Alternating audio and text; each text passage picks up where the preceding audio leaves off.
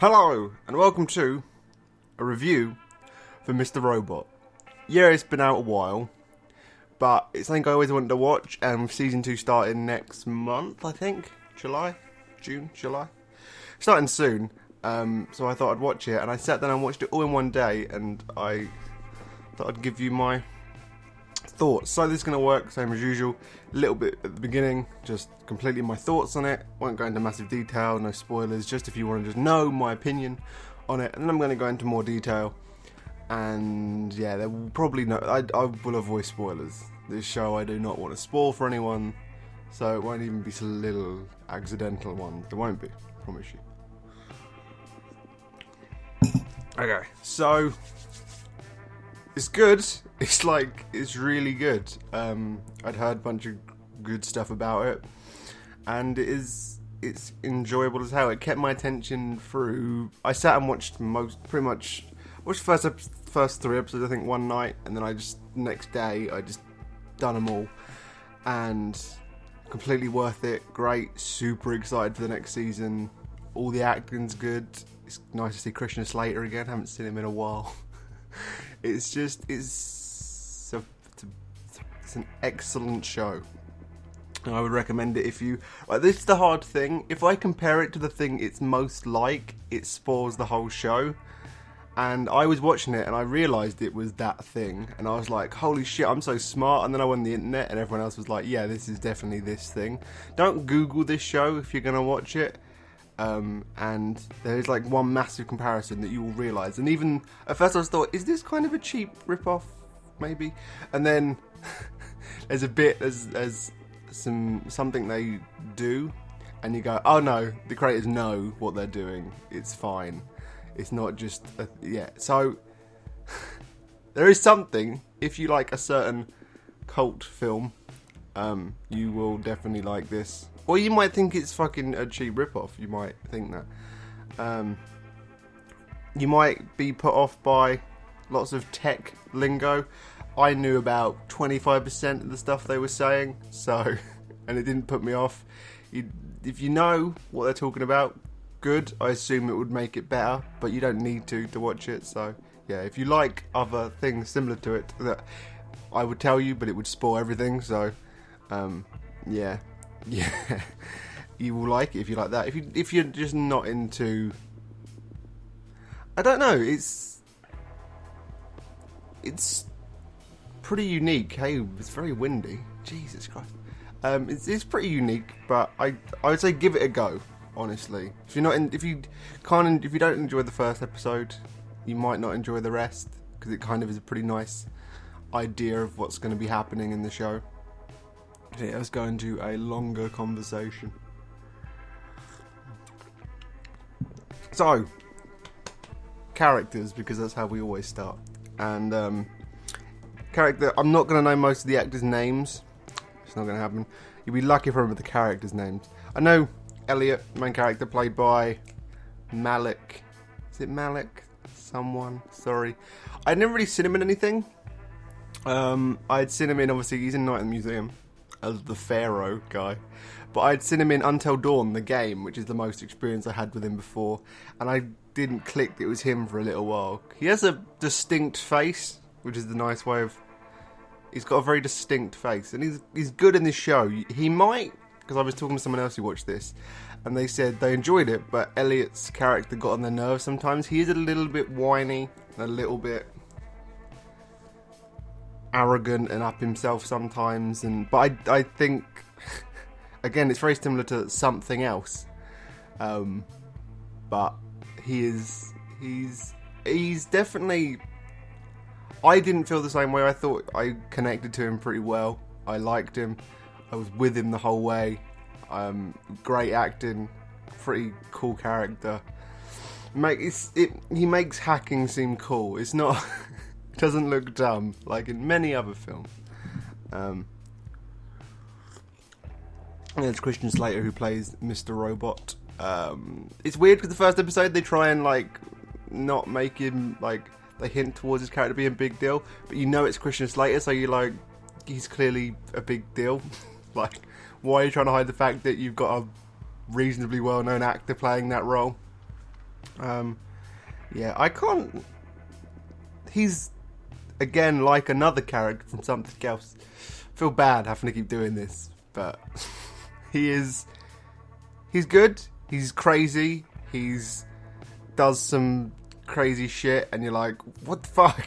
He's pretty much, if Elliot's like this, just the guy you follow, Mr. Robot just comes in and fucks his world up as he's trying to keep going, and it's fun. It's fun to watch their interactions. I did definitely enjoy both of them. There's the girl from Youth and Revolt. I don't even know her character's name. I don't even know it's Elliot's best friend from when he was a child. If you've watched Daredevil and like Karen and that, she's kind of like that. Like, she has a plot that connects up to the main stuff, but it's the least interesting stuff to watch. To me, I'd rather be watching like the other characters, and she has like a story that goes throughout and is relevant. It's pretty important, and I think right at the end, it gets interesting. Because the whole time she is pretty much Karen Page. She's like, I'm going to stop this thing. I'm going to suddenly become a lawyer and stop, even though I'm not a lawyer, I'm going to try and stop people doing things. And she's that, and a little bit, she's fine, but she's not great. But then I guess all that works because what happens to a character at the end is like this great, you're fucking as bad as everyone else kind of moment, which is nice. And from the trailer for season 2, it seems like her story's gonna be way more interesting in that. So I found most of her stuff quite boring, but it was all worth it for the last, I think, 3 episodes where stuff changes for her, and it's way better. I enjoyed her way more then. Is it Tyrell? Is that his name, or am I thinking of a Game of Thrones character? I'm sure it's Tyrell. He is actor again. I think he's Swedish or Dutch or Danish. I think. I'm sorry. I don't. I watch this all in one. I usually watch shows multiple times, and I've only went for this once. And I want to talk about it, but I should probably just have my phone open and have. Why don't I do that? That would make. Oh my god! I've been doing this for ages now, and I've never just thought. Hey Archie, just flip open your phone, go to Mr. Robot on there, and just see all the characters and actors' names while you're here. Boom. Oh god, that doesn't help.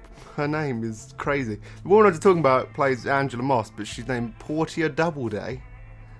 Portia Doubleday. That's a amazing name. So yeah, Tyrell, played by Martin Wallstrom. I'm going to say that because I'm assuming he's Danish or somewhere. I'm not going to generalise, but he pretty much shows up in episode 1 as the foil to Elliot, I guess. He's like Elliot if he went on a slightly different path. He's the Venom to Spider-Man, like Eddie Brock to Spider-Man, Peter Parker, I guess. That kind of, I don't know if it's a great comparison, but he's there the whole time. He's pretty much, if Elliot was a dick, if he was a corporate suit dick, he would be this guy.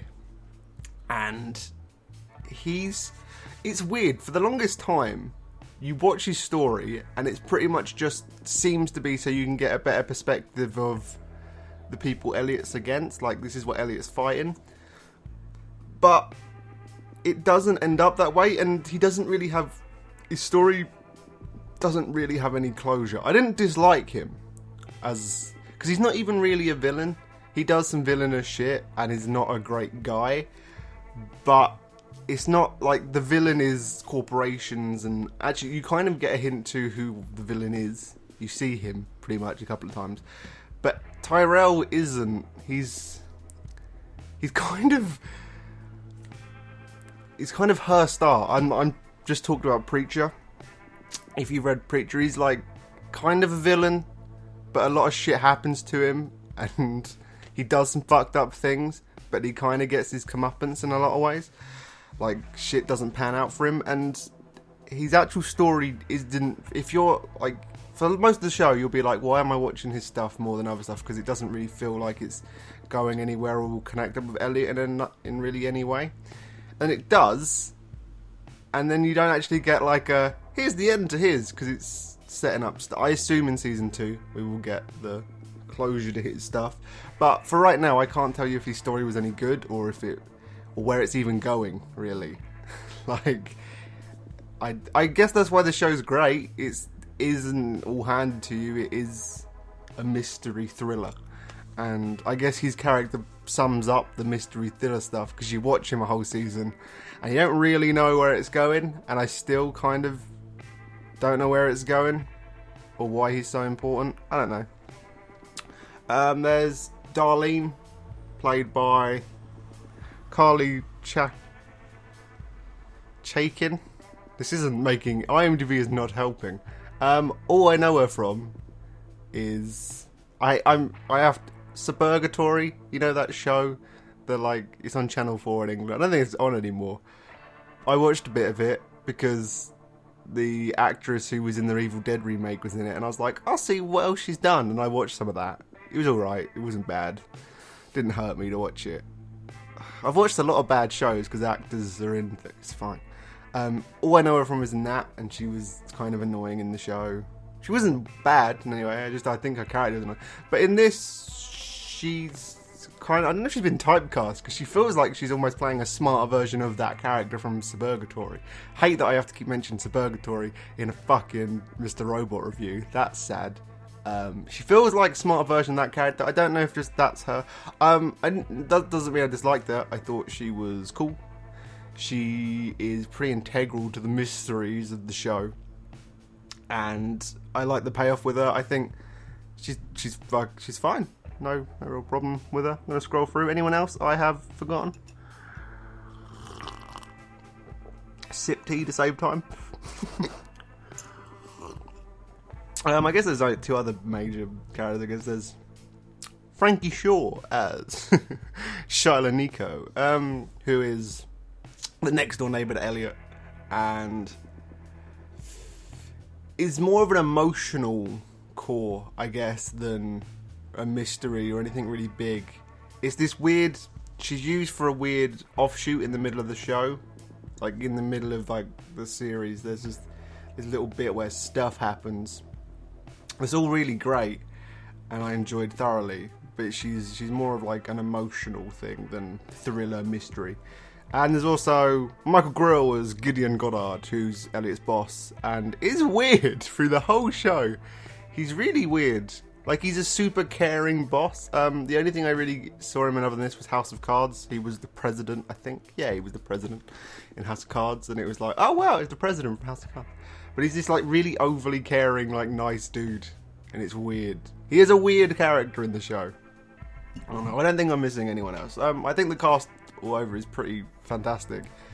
Oh, there's also the rest of the hackers in the show that you don't really get to spend much time with, so maybe we'll in season 2. I hope we do, because they're all kind of just nerd, like kind of wise black guy, young. I don't know. I think she's Muslim girl. Like, there's 3 other hackers, and they're all not bad, but I don't think they're ever given enough screen time to really even get them, really. So I don't know how much I want to go into them. Like, on IMDb, they've only got first names. That's how little the show even cares. So yeah, the actual plot. We'll move on. Moving from characters.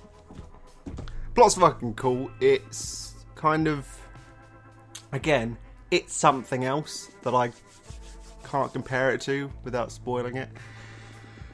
There's, as I said, there's like the overall plot of I can say that F Society is this group, hacker group, who's trying to change the world, hacktivist group who are trying to change the world by taking down one big mega conglomerate and fucking them. And Elliot's wrapped up in their little hacker group.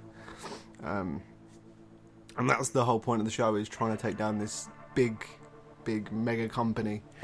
In between, there's, like, as I said, there's little emotional side stuff with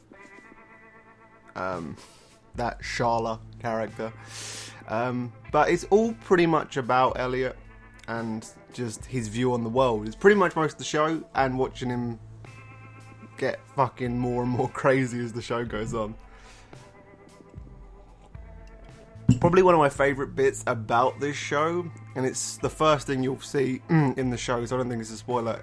There's narration throughout, all from Elliot's perspective, but instead of just being narration, it's set up so you as the audience member is our Elliot's imaginary friend.